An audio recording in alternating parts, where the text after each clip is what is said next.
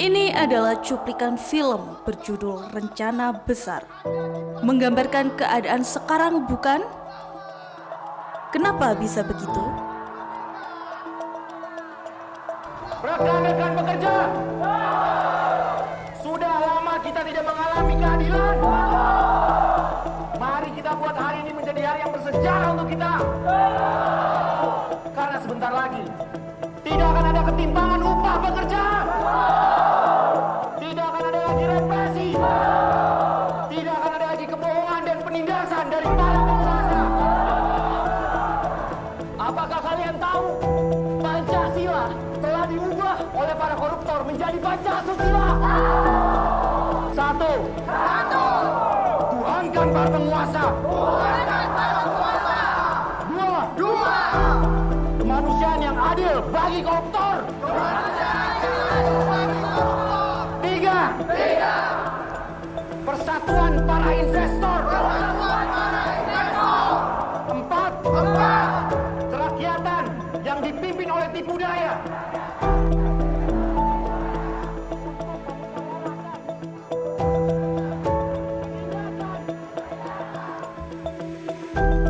Lima. Keadilan sosial bagi rakyat kelas atas.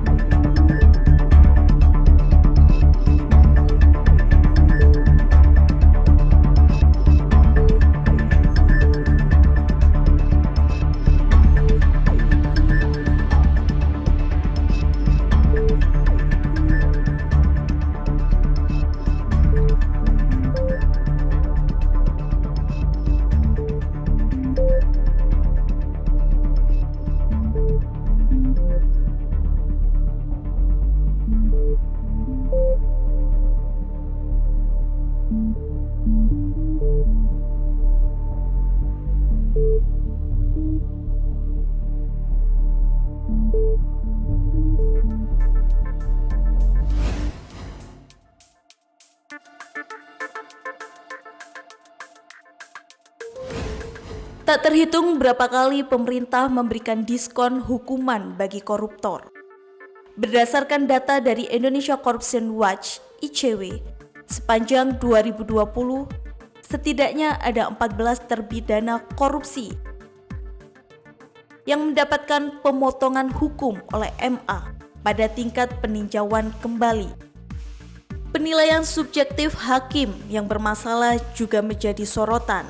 Salah satunya ketika MA menyebutkan bahwa pengurangan masa hukuman penjara Edi dilandasi oleh pertimbangan Majelis Kasasi yang menilai bahwa Edi ketika menjabat sebagai Menteri KP telah bekerja dengan baik dan memenuhi harapan masyarakat, khususnya para nelayan.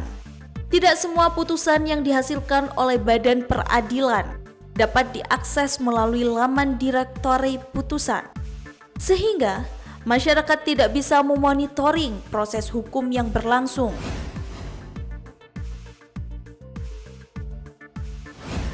Pemerintahan Indonesia telah berupaya untuk mendorong investasi asing dalam upaya untuk memperkuat ekonomi negara tersebut.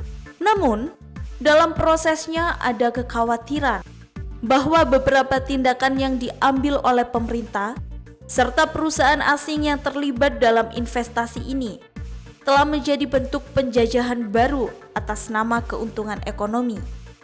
Contohnya dalam pengambilan tanah dan sumber daya alam di Pulau Rempang, Wadas, dan Pakel. Perusahaan asing telah memanfaatkan ketentuan hukum yang lemah atau ambigu untuk mendapatkan akses dan hak atas tanah serta sumber daya alam yang kaya di pulau-pulau ini. Sebagai hasilnya, masyarakat lokal yang telah tinggal di sana selama berabad-abad terkadang dipaksa untuk mengosongkan tanah mereka tanpa mendapatkan kompensasi yang setimpal.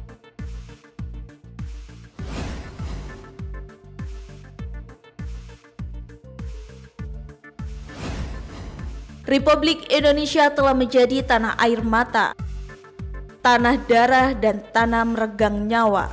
Tak terhitung korban rakyat berjatuhan akibat distorsi dan destruktif perilaku kekuasaan, perampasan tanah, penggusuran rumah, kekerasan disertai penganiayaan hingga kematian, dan beragam kejahatan kemanusiaan lainnya. Mulai dari kasus Wadas, Pakel, hingga yang terbaru adalah Rempang. Penindasan ini tentu tidak dilakukan seorang diri.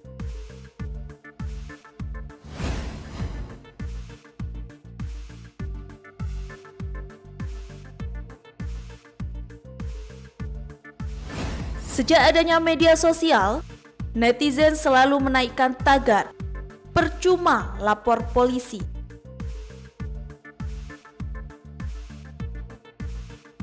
Hingga hashtag "no viral, no justice". Ini adalah bentuk kekecewaan masyarakat terhadap kinerja lembaga hukum dalam menangani kasus di Indonesia. Sepanjang tahun 2023 ada banyak kasus yang viral, namun tidak berujung pada happy ending. Kasus Verdi Sambo misalnya, meski masalah ini menggoyahkan kepercayaan pada lembaga kepolisian, namun masih belum terungkap sepenuhnya kehadiran isu-isu terkait kinerja polisi yang jauh dari harapan para pembuat kebijakan. Hanya menjadi percakapan tanpa langkah konkret untuk membersihkan situasi tersebut dari akar permasalahannya.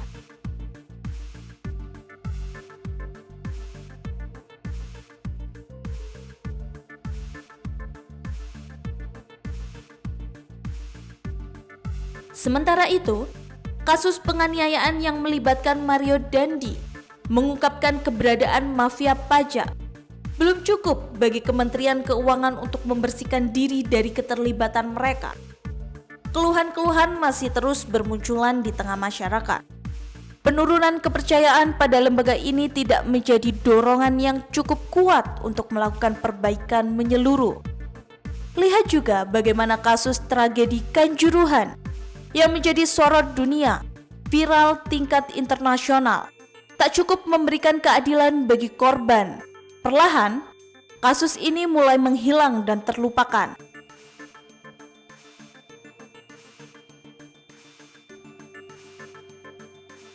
tagar usut tuntas tak sepenuhnya membantu. Dalam konteks seperti ini, perhatian di media sosial mungkin hanya sebatas sorotan sesaat. Jika begitu, di mana seharusnya masyarakat mencari keadilan?